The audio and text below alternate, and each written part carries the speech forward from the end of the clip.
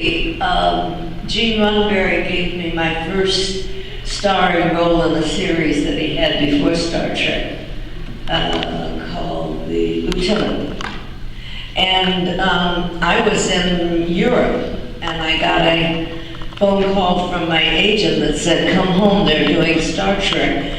And I said, I didn't know what a Star Trek was because I'd been gone for so long. And I said, sorry, I'm not coming home. I'm going to live in Europe.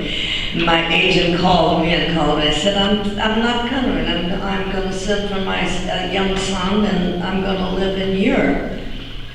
So he called me again, and he said, are there any underage people in here?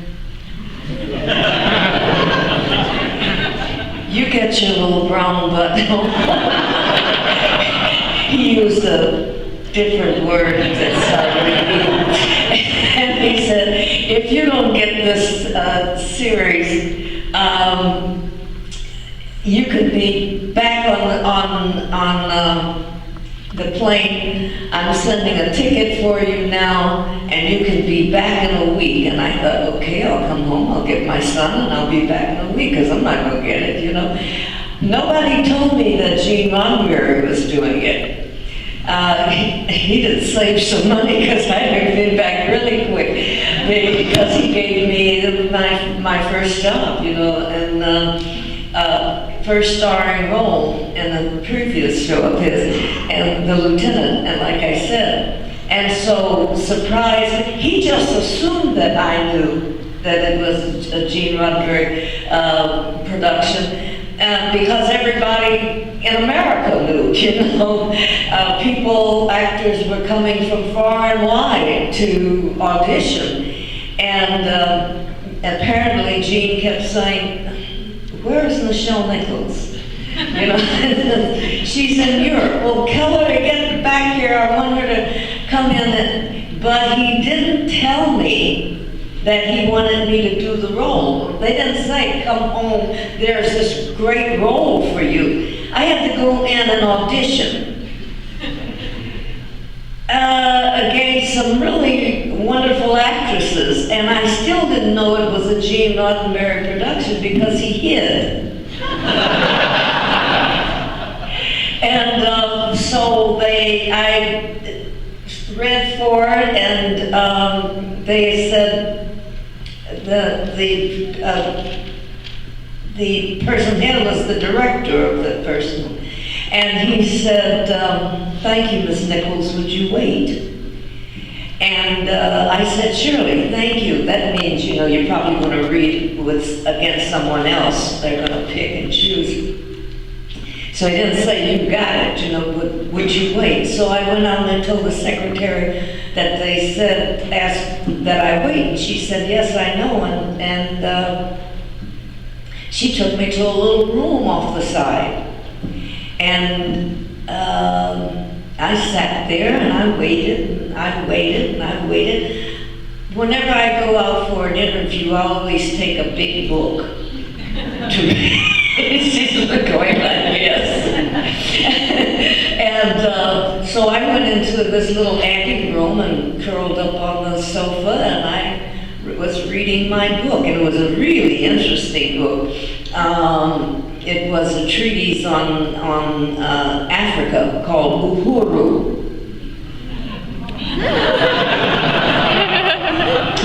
I had gone in on the interview before they asked me to wait. I'd gone in on the interview, and I had this thick book, you know. And so I sat down, and an interview doesn't take more than maybe 5 minutes. You know, you read, then they ask you some questions, and then they'll ask you, would you wait, or thank you very much, goodbye. So I haven't read yet. And we started talking, they started asking me about the book. It was a bestseller. And so I started telling them, I was about halfway through it, we got into this big conversation about the book. Almost everybody knew about it, everybody knew about it, but a lot of them had copies, or their wife or husband or daughter or somebody in the family was reading it and talking about it. And so we talked about it for 20 minutes. Do you know what that did to the girls who were waiting? And they're going, what in the world could they be doing in there? And some of the actresses that were waiting said, well, they probably are doing filming. You know, sometimes they film the audition, and we were about 20 minutes, and I said, well, maybe we should get down to why Nichelle really is here. and I gave me the script, and the rest of it, then they asked me to wait, and I waited for an hour, and they had forgotten about me. And they put me in a little anteroom, and so I took out my book and curled up on the sofa, and I was reading away, and the producer looked in, looking for somebody. He said, Nichelle, what are you doing still here? I said, you told me to wait. He said, didn't anybody tell you? And I said, no, but that's okay. He said, no, you had it when you left the room. And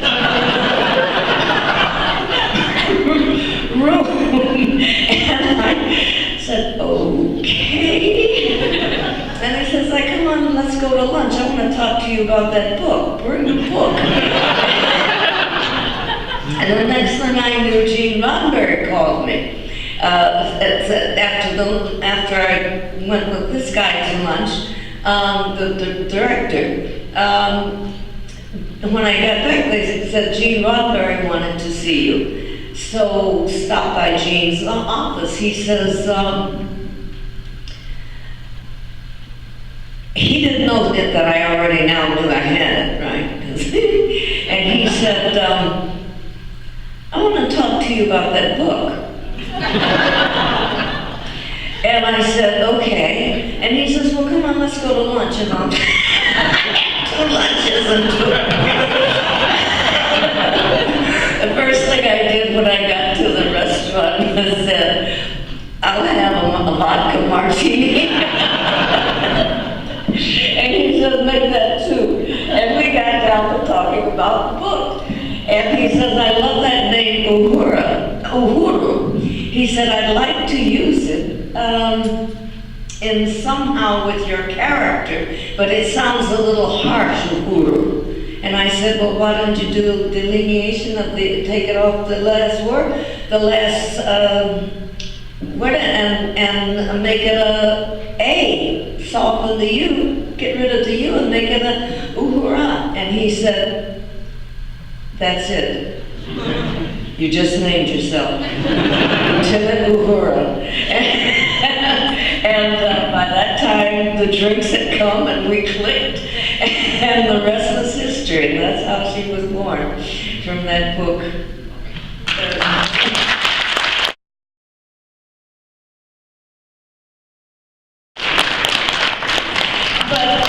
I didn't look at it like a lot of people looked at it, because being a dancer, excuse me, and for a short girl I got long legs, and I kind of like that.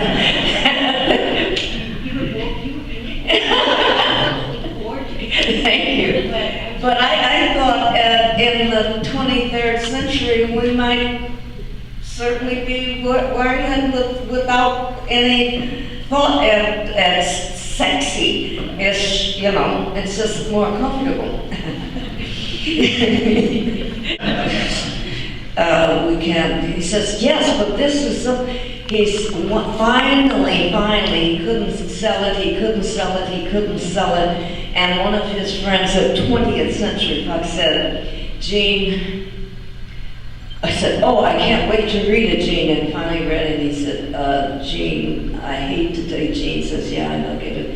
He said, maybe 300 years from now, Gene, they'll be ready for it. Gene said, really? Thank you. And he went home and wrote Star Trek. Sold it just like that.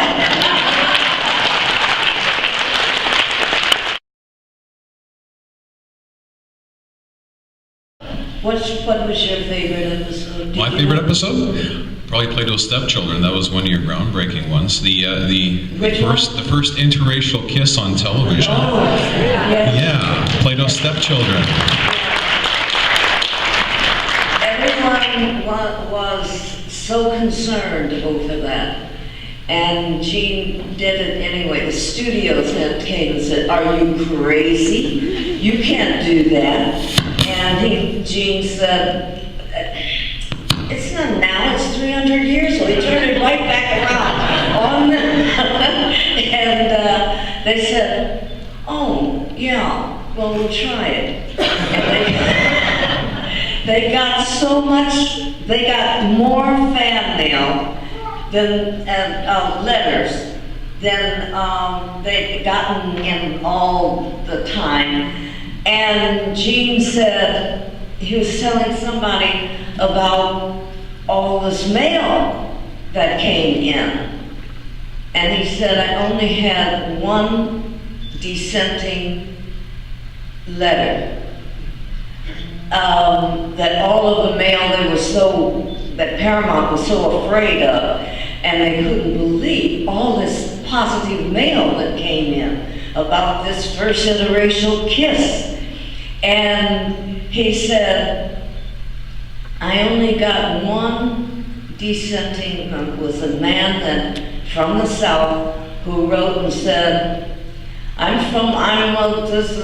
the age man, and I'm from the deep South, and I saw that episode that did with the interracial kiss with Lieutenant Uhura and Captain Kirk. And he said, and I've just got one thing to say to you. I object because Captain Kirk fought it. And anytime you have a gal that looks like Lieutenant Uhura, you ain't gonna fight it.